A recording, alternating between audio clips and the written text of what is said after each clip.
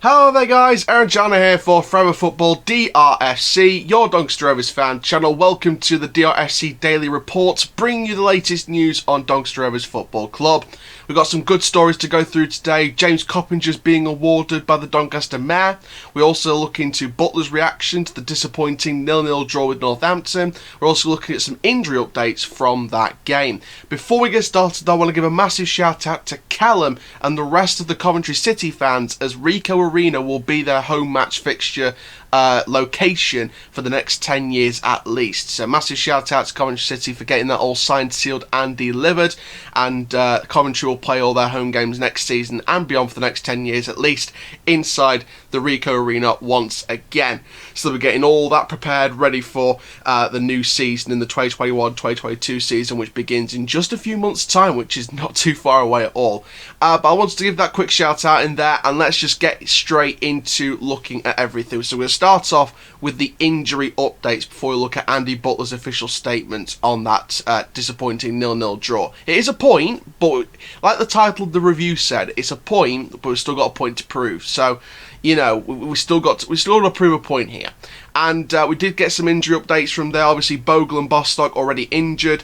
Sims was injured going into that game, so we now have some updates on what Sims is doing. We also have an injury update on Robertson as well. And this is going to play straight into that preview tomorrow against Oxford. So stay tuned for that, because it's going to be a wonderful preview indeed. But let's have a look then at the injury updates in a bit more detail. So Josh Sims is set to visit a specialist in order to diagnose an issue with his back. Now Butler has said he's got a slight nerve problem down his left side and just feels that he's got no power in his left leg, which is not very good at all. It's something they've got to get looked at. Now they need to send him to the specialist and have a look. It's something they've got to get right for him. It could be as simple as a trapped nerve, but we need to get him looked at. Sims is set to miss the Oxford United game on Tuesday, but Butler says it is unclear at this stage how long he will be out of action.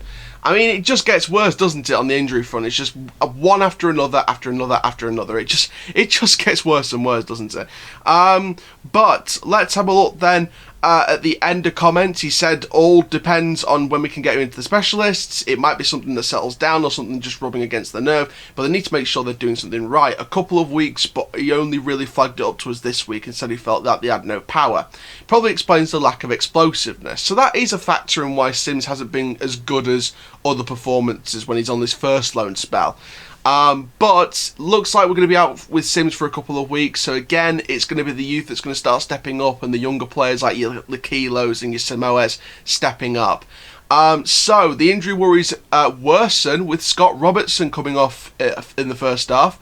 Of course, we brought him off for Taylor Richards, who didn't have the best of games, but, you know, there we go. Butler said he's not too concerned about his injury. He said it's something with his foot. It won't be something that will be too long. He didn't mention that Robertson's out for the Oxford game, but I have a distinct feeling. So stay tuned for the preview tomorrow to find out if I've dropped Scott Robertson or not.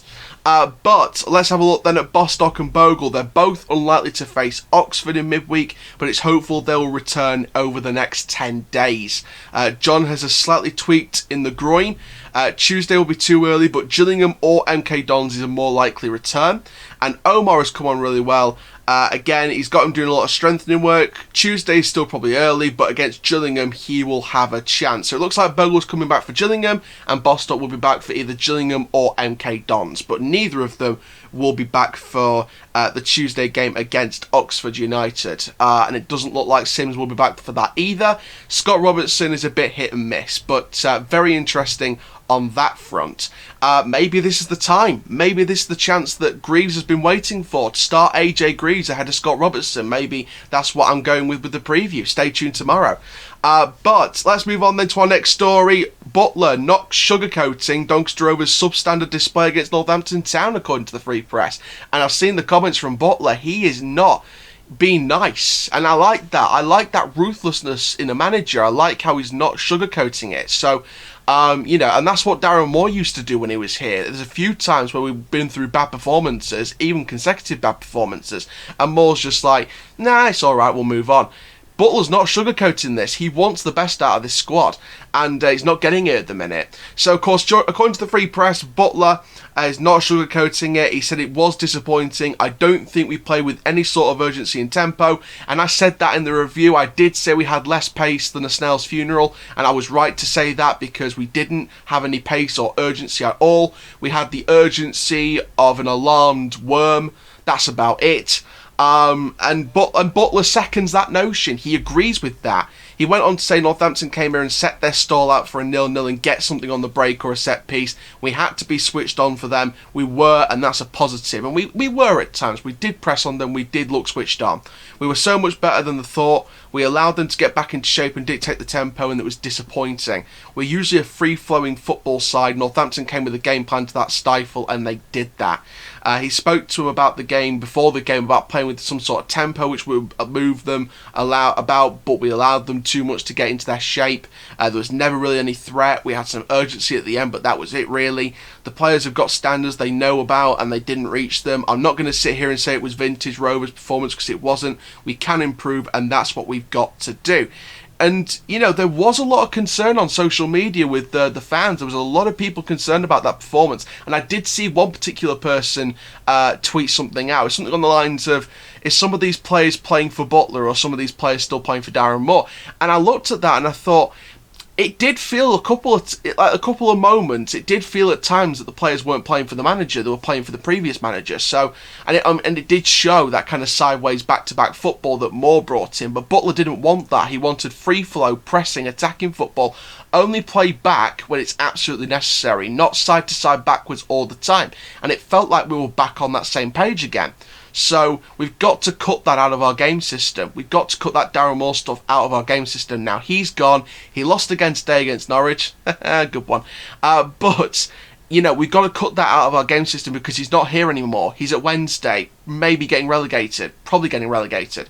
We've got to think of the Butler system, and some players weren't playing that system. So I fully take that, and I agree with Butler 100%. And that's one thing that's carried on from the Moore era to the Butler era. He was 100% right in his press conferences. Sometimes Moore wasn't right all the time, but mostly in the press conference after a match, win, loss or draw, he was right about the performance. So, but he did sugarcoat it a lot. So it's good that Butler's not sugarcoating this whatsoever. Final story then, just a quick daily report today, but final story from James Coppinger. He's set to be awarded the Freedom of Doncaster. So it's a nice local award. It's a wonderful local award, really. Beautiful honour, you know, it'd be nice to get that one day, but no, the Freedom of Doncaster is a wonderful award, and James Coppinger has won that award. Coppinger is set to be awarded the Freedom of Doncaster. The Mayor, Ross Jones, made the announcement on Twitter back on Saturday lunchtime, describing Coppinger as a role model for the young people of Doncaster for the last 17 years. He's set to retire from the professional game at the end of the season. There's been calls from supporters and pundits to suitably honour his extraordinary service. I don't think he should stop at the award, personally. I would like to see a statue outside the stadium, but we'll see what happens with that one. But yes, and then obviously Ross Jones' official post on Twitter states as follows: "It's an honour to announce that I'll be putting forward James Coppinger to be recognised with an honorary Freedom of Doncaster award.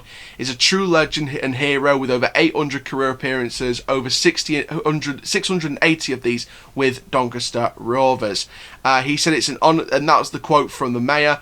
Now, of course, off the pitch, he's been a regular at community events and joined other club staff and fans in hiking the Inca Trail in Peru in 2011, which raised more than 50 grand for Save the Children UK and NSPCC.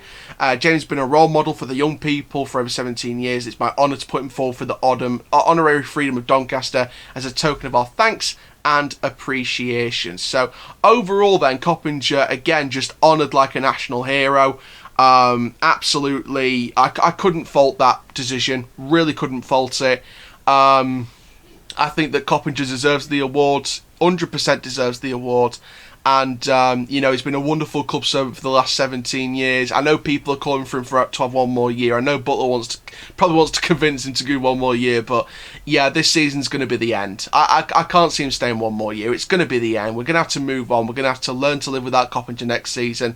It's going to be a brand new era without Coppinger. It's going to be a completely new era for this club. And hopefully it's going to be moving in the right directions, the same as it was with Coppinger in the squad. So, and you know what? Like I said, the Freedom of Doncaster Award is brilliant for him, and congratulations to Coppinger from Forever Football DRFC for everything you've done for the last 17 years at Doncaster Rovers. And like I said, it shouldn't just be stopped there. I want to see in the next few years a statue.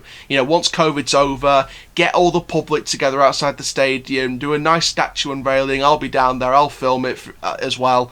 I'll film the unveiling of the statue, and we'll get a Coppinger statue outside the Keepmoat Stadium. So it'd be really nice to get that as well, because he is a modern day playing legend for this club, and he's the one player that deserves a statue at this club. So there we go, guys. Thank you very, very much for watching this DRFC Daily Reports. I'll be back tomorrow for the Oxford United preview. I'm going to actually record that now once I finish this. So stay tuned for that tomorrow. And for now, guys, my name is Aaron Chandler from Forever Football DRFC. Keep living the Rovers life, and that, my friends, is full-time. Rovers till I die. Let's go to the Kazam Stadium and get 3 points. Rovers till I die.